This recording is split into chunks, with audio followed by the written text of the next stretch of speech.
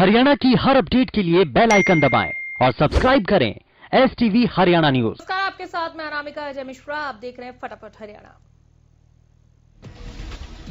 प्रधानमंत्री नरेंद्र मोदी ने शनिवार को ओडिशा के संबलपुर में IMIM के स्थायी कैंपस की आधारशिला रखी। प्रधानमंत्री वीडियो कॉन्फ्रेंसिंग के जरिए आधारशिला कार्यक्रम में शामिल हुए।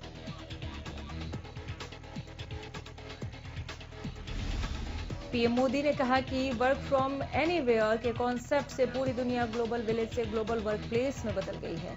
भारत ने भी इसके लिए हर जरूरी रिफॉर्म्स बीते हुए कुछ महीनों में तेजी से किए। उन्होंने कहा कि प्रबंधन कौशल के लिए काम के पैटर्न और मांग तेजी से बदल रही है। प्रधानमंत्री ने कहा कि जब आप में से अनेक साथी संबलपुरी टेक्सटाइल और कटक की फिलीगिरी कारीगरी को ग्लोबल पहचान दिलाने में अपने कौशल का इस्तेमाल करेंगे, यहां के टूरिज्म को बढ़ाने के लिए काम करेंगे, तो आत्मनिर्भर भारत अभियान के साथ ही ओडिशा के विकास को भी नई गति मिलेगी। पीएम मोदी ने कहा कि लोकल को ग्लोबल में बदलने के लिए IIM के छात्रों को नित नए समाधान खोजने की आवश्यकता है। प्रधानमंत्री ने कहा, मुझे यकीन है कि हमारे IIM स्थानीय उत्पादों और वैश्विक सहयोग के बीच एक सेतु का काम कर सकते हैं।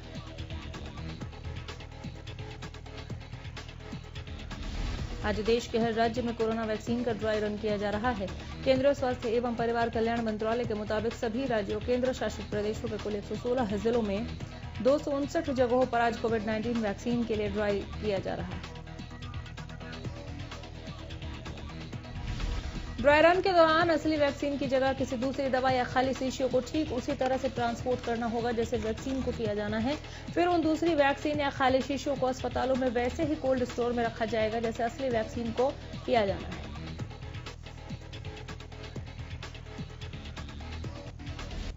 वैक्सीन के ट्रांसपोर्टेशन से लेकर वैक्सीन लगाए जाने तक की सूचना को ऑनलाइन दर्ज करने के सिस्टम को परखा जाएगा। केंद्रीय स्वास्थ्य मंत्री डॉक्टर हर्षवर्धन ने खुद दिल्ली के GTB अस्पताल जाकर ड्राई रन का जायजा लिया। केंद्रीय स्वास्थ्य मंत्री डॉक्टर हर्षवर्धन ने कहा कि देश को टीकाकरण का अनुभव है और ये वैक्सीन जनता की सुरक्षा के लिए है, इसे लेकर कोई गलतफहमी न रखे। बता दें कि दिल्ली में आज 3 जगहों पर वैक्सीन का ड्राई रन हो रहा है।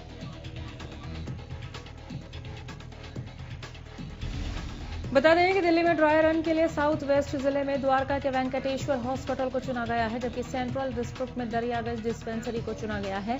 वहीं शाहदरा जिले में दिलशाद गार्डन को गुरु तेग बहादुर हॉस्पिटल में ड्राई रन किया जा रहा है। प्रदेश में कोरोना के आंकड़ों में लगातार सुधार दर्ज किया जा रहा है। पिछले 24 घंटे में 577 मरीजों की पुष्टि की गई।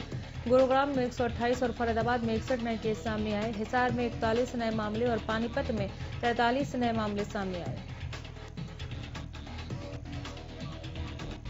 प्रदेश में 24 घंटे में 5 मरीजों की मौत के मामले सामने आए हैं। इसी के साथ अब तक कुल 2821 कोरोना मरीजों की मौत हो चुकी है। हरियाणा में कुल 2,57,644 केस अब तक सामने आ चुके हैं। वहीं एक दिन में 763 मरीजों ने कोरोना को मात दी।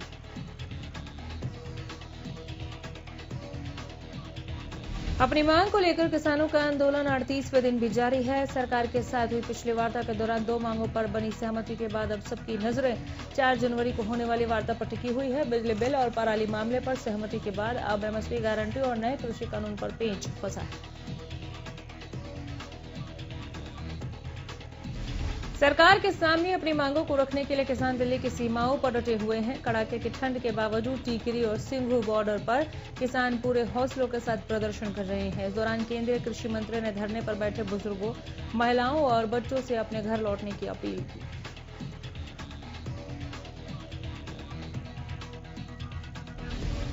सरकार और किसानों के बीच 4 जनवरी को होने वाली बैठक से पहले शुक्रवार को सिंघू बॉर्डर पर किसान संगठनों की बैठक हुई।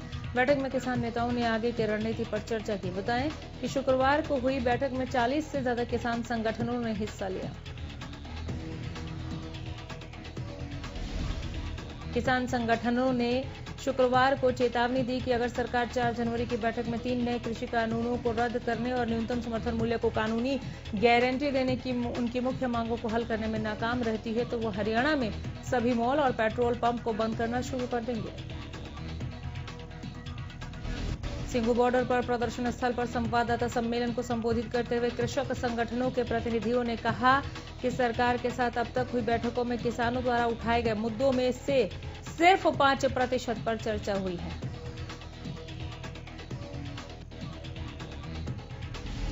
किसान नेताओं ने यह भी कहा कि तीनों कृषि कानूनों को निरस्त करना और एमएसपी के लिए कानूनी गारंटी जैसे दो मुख्य मुद्दों पर सरकार 1 इंच भी नहीं बढ़ी।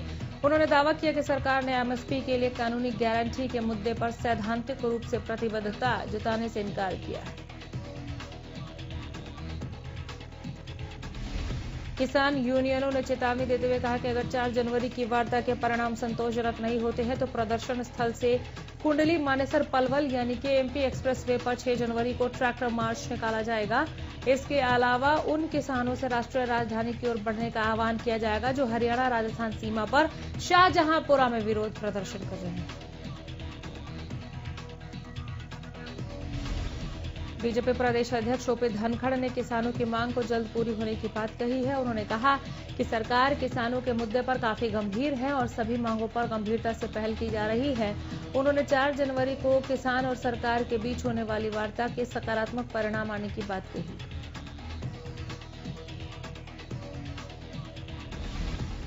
ओपी धनखड़ ने नेता प्रतिपक्ष भूपेंद्र सिंह हुड्डा पर भी जमकर निशाना साधा। कहा कृषि कानूनों को लेकर कांग्रेस किसानों में भ्रम पैदा कर रही है।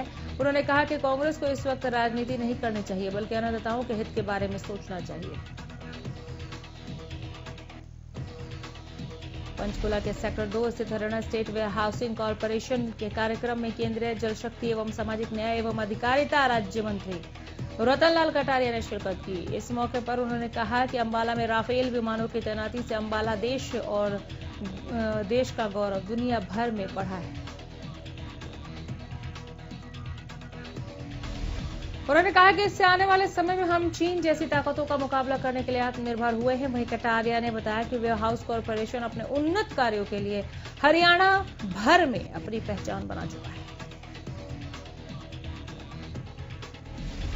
केंद्रीय जल शक्ति एवं सामाजिक न्याय एवं अधिकारिता राज्य मंत्री रतनलाल कटारिया ने कहा कि जब वो वेयर हाउसिंग कॉर्पोरेशन के चेयरमैन नियुक्त हुए तो कॉर्पोरेशन का मुनाफा 8 करोड़ रुपए सालाना था जो आज बढ़कर 90 करोड़ से ज्यादा पहुंच चुका है। साल के दूसरे दिन बारिश और ठंड ने लोगों की परेशानी को और ज्यादा बढ़ा दिया। अंबाला में हुई बारिश के बाद लोगों को कोहरे से राहत तो मिली। किसान कह रहे हैं कि इस बारिश से उनकी फसलों को फायदा होगा। अचानक मौसम के करवट बदलने के बाद लोगों को ठंड से बचाव के लिए अलाव का सहारा लेना पड़ रहा है। वहीं मौसम विभाग का कहना है कि इस बार बारिश के बाद तापमान और भी ज्यादा गिरने की आशंका है।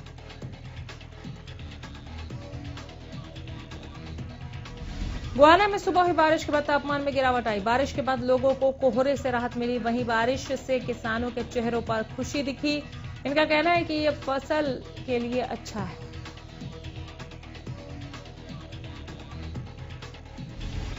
बहादुरगढ़ के टीकरी बॉर्डर पर बारिश के बाद ठंड ने लोगों को और भी ज्यादा परेशान करना शुरू कर दिया। धरने पर बैठे किसान टेंट और ट्रॉलियों में बैठकर ठंड से खुद को बचा रहे हैं।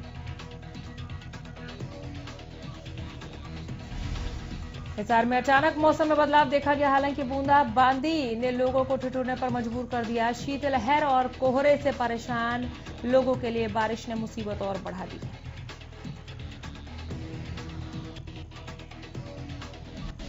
गुरुग्राम में ठंड ने एक बार फिर से कहर बरपाना शुरू कर दिया। बीते दिन जहां लोग कोहरे से परेशान हुए तो वहीं आज बारिश ने लोगों की और परेशानी को बढ़ा दिया। सुबह सुबह हुई बारिश ने ऑफिस जाने वाले लोगों के लिए परेशानी बढ़ाई। झज्जर में जोरदार बारिश होने के बाद जहां किसानों की फसलों को फायदा हुआ तो वहीं इस बारिश ने धरने पर बैठे किसानों की मुश्किलें बढ़ा दी। इस दौरान लोगों ने कहा हमारे किसान भाई जो आंदोलन में उन्हें काफी परेशानियों का सामना करना पड़ा। सरकार से हम अपील करते हैं कि जल्द से जल्द उनकी मांगों को माना जाए।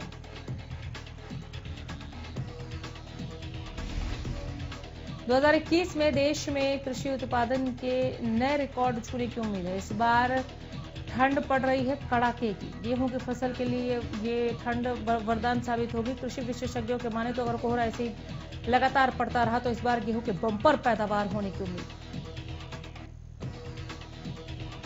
राष्ट्रीय गेहूं अनुसंधान संस्थान करनाल के निदेशक डॉक्टर ज्ञानेंद्र प्रताप सिंह ने बताया कि ये हम सब के लिए बहुत हर्ष की बात है कि ये मौसम गेहूं की फसल के लिए बहुत अनुकूल है।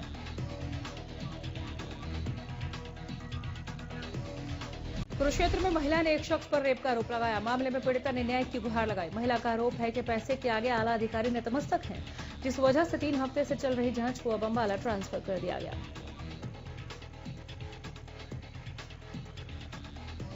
पीड़िता ने आरोप लगाया कि उसकी फेसबुक पर फ्रेंडशिप हुई थी, जिसके बाद महिला को विदेश भेजने और पैसे कमाने का झांसा देकर निजी होटल में पासपोर्ट बनवाने के लिए बुलाया। यहां पर उसे नशीला पदार्थ दिया गया और जिसके बाद उसके साथ दुष्कर्म हुआ। उचाना में एसडीएम कार्यालय में महिला कर्मचारी की खुदकुशी का मामला सामने आया। महिला ने खुदकुशी से पहले ऑडियो और सुसाइड नोट भी छोड़ा है, जिसमें उचाना एसडीएम सहित 4 लोगों पर गलत काम कराने और प्रताड़ित करने के आरोप लगाए हैं। सुसाइड नोट में महिला ने एसपी से गुहार लगाते हुए सुखदेव भरतभूषण हुआ गांव के संदीप क्लर्क और एसडीएम राजेश पोत उचाना को मौत के लिए जिम्मेदार बताया। साथ ही आरोपियों के खिलाफ सख्त कार्रवाई की मांग की है। बता दें कि उचाना एसडीएम कार्यालय में कार्यरत महिला ने अपने घर जहरीला पदार्थ खाकर सुसाइड कर लिया। गोहाना की शिवनगर कॉलोनी में नए साल के पहले ही दिन एक विवाहिता ने अपने ससुराल वालों से परेशान होकर खुदकुशी कर ली। सूचना पाकर मौके पर पहुंची पुलिस ने शव को कब्जे में लेते हुए महिला के पति समेत 4 लोगों के खिलाफ मामला दर्ज कर लिया।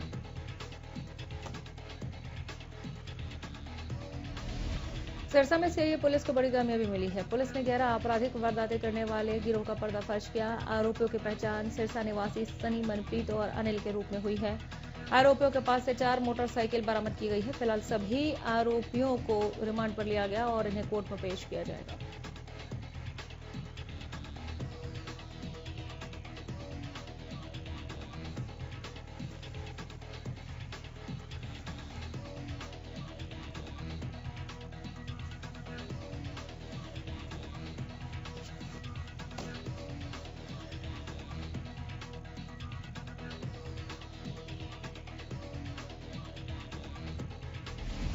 जुलाना में नए साल के मौके पर चोरों ने कुछ दुकानों में चोरी की वारदात को अंजाम दिया। जब लोग 2021 के स्वागत की तैयारी में जुटे थे, तभी 2 दुकानों में चोरों ने सेंध मारी और नकदी पर हाथ साफ किया।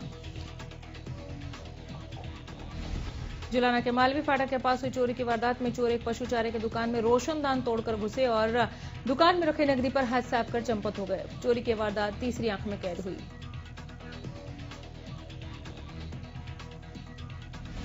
हरियाणा न्यूज के पत्रकार मनोज गोस्वामी ने कुछ समय पहले नारनौल में पिज्जा कैफे की आड़ में चल रही काली करतूतों का भंडाफोड़ किया था, जिसके बाद पिज्जा कैफे के मालिक ने पत्रकार पर अपने साथियों के साथ मिलकर जानलेवा हमला कर दिया। इस हमले में पत्रकार मनोज गोस्वामी के सिर में गंभीर चोटें आई। दरअसल हरियाणा न्यूज के पत्रकार मनोज गोस्वामी ने कैफे में चल रहे काले कारनामों को उजागर किया था। नारनौल में ऐसे कैफे चलाए जा रहे थे जहां पैसे लेकर युवक और युवतियों को कैबिन दिए जाते थे।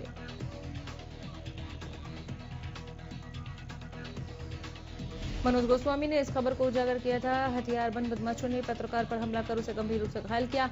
वहीं कैफे की खबर फिर से न चलाने की चेतावनी देते हुए जान से मारने की धमकी दे डाली।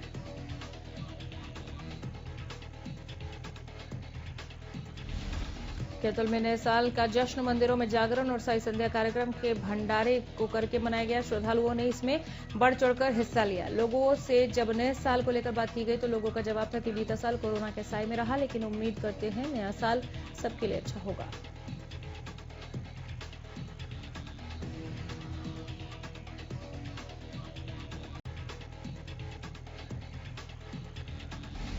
किसान आंदोलन के बीच सिरसा में भारतीय किसान एकता मंच की ओर से नव वर्ष पर कार्यक्रम का आयोजन किया गया। शहर का सुभाष चौक पर आयोजित कार्यक्रम में किसानों के अलावा आम जन भी शामिल हुए।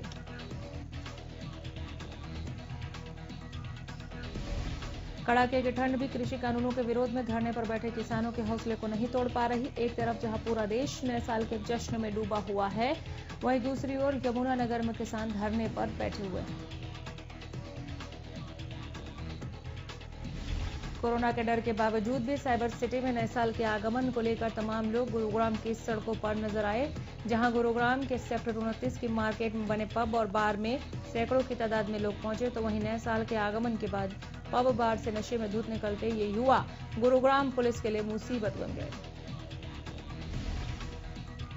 भिवानी के सराया चौपटा में 2 युवकों ने बिना एक टायर के बाजारों में कार दौड़ाई। दरअसल दोनों युवक नशे में धुत थे। इस दौरान उन्होंने पूरे शहर में हंगामा किया। इतना ही नहीं, युवकों ने नशे की हालत में कई लोगों को घायल भी किया। कुछ देर बाद एक युवक ने हिम्मत दिखाकर दोनों युवकों को पकड़ा और उनकी गाड़ी को रुकवा दिया। चश्मदीद ने मामले की सूचना थाना शहर पुलिस को दी। पुलिस ने मौके पर पहुंचकर दोनों युवकों को अपने कब्जे में लिया और थाने ले गई। पूरे मामले को लेकर चश्मदीद ने बताया कि सराया चौपटा के पास बिना एक टायर की गाड़ी में सवार 2 युवकों ने काफी उत्पात मचाया। उन्होंने बताया कि दोनों युवक नशे में थे। पंजाबी अभिनेता योगराज सिंह एक बार फिर विवादों से घिरते नजर आए। योगराज सिंह के खिलाफ सिख समाज ने सिरसा पुलिस को शिकायत देते हुए मामला दर्ज करने की गुहार लगाई है। दरअसल योगराज सिंह पर सिख समाज के महान योद्धाओं पर अभद्र टिप्पणी करने के आरोप लगाए गए।